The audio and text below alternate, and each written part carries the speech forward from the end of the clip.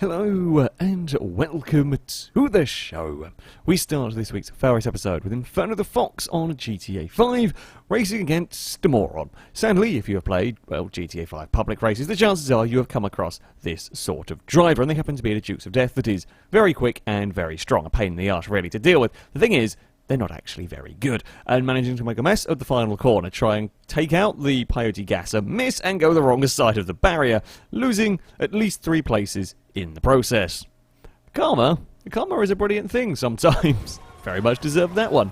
Tidier Penny up next has got the remote control tank on GTA 5. Now this is a fantastic, wonderful little machine, can cause, as you can see, an awful lot of chaos. Sometimes the AIs have to try and come up with new ways of dealing with it. In this particular instance, the idea is drop a helicopter on it. Didn't really do the job, if I'm honest with you. I mean, it did miss slightly. It kind of grazed off the tank. But, yeah, we're just going to land a helicopter. I don't even know quite how that... I'm not even going to ask. I'm not even going to ask what was going on with that chopper. We move next to Horizon 4. Now, this particular map, I've seen trouble in the container area here before the track gets blocked, etc. But you don't normally find upside-down vehicles, upside-down stuck vehicles inside some containers. I don't even know how they got there. I'm not sure how they got there, or how they got there upside down. I'm confused. Lonestar up next on Horizon 4 is racing the Unimog.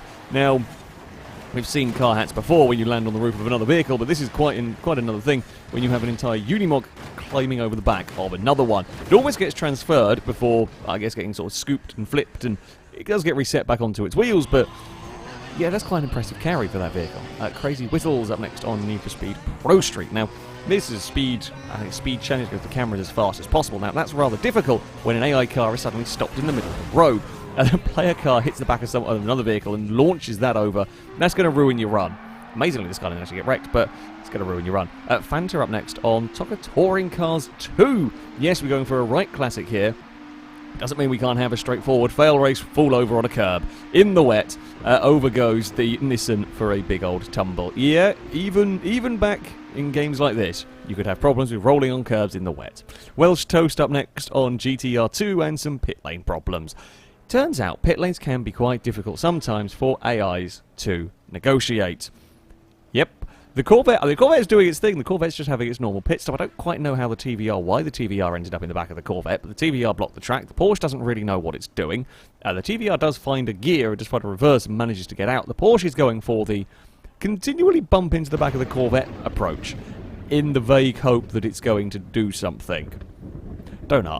Who knows about AI behaviour? The Ferrari makes itself out in relative good manner. When the Corvette gets released from its pit stop, it's the Porsche can then push it free and everything continues. More weirdness continued in this race, though. There was a safety car. The safety car, for some reason, was stuck in the middle of the train of vehicles, and, well, you don't hit the safety car.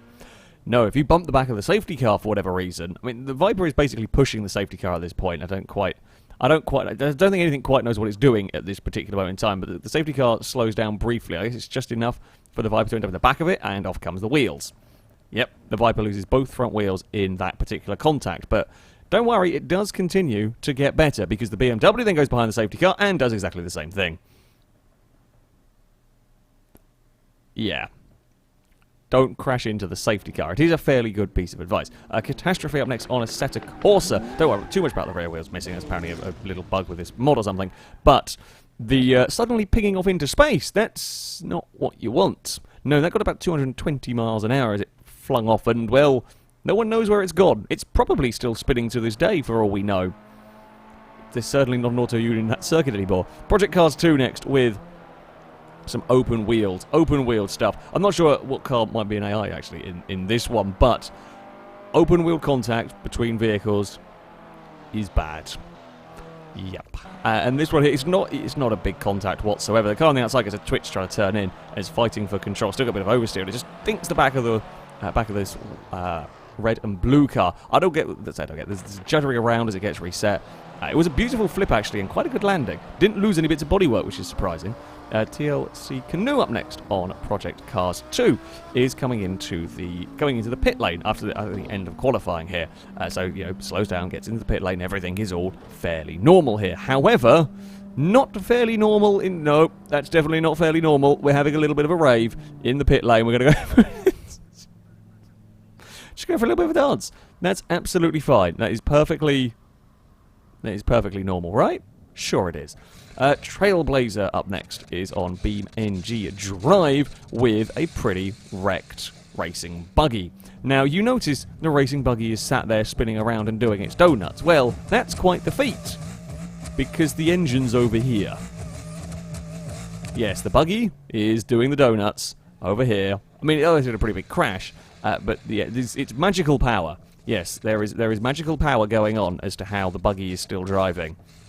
It's some pretty wacky, I say, it's some pretty intense donuts. You'd probably be quite sick, if I'm honest, spinning around in that one. But yeah, it was perfectly fine until it hit a wall.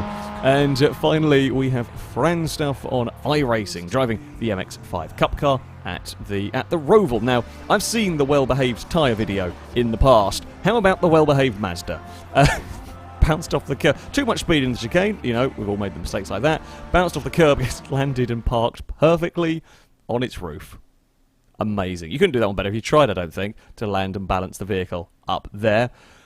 But there we go. That is going to be it for this video. As ever, if you have clips you'd like to submit to this series, you can via our forums. There will be a link in the description. At the very top of the page is the Failrace clip submission section, and there you can find all of the rules and how to submit them.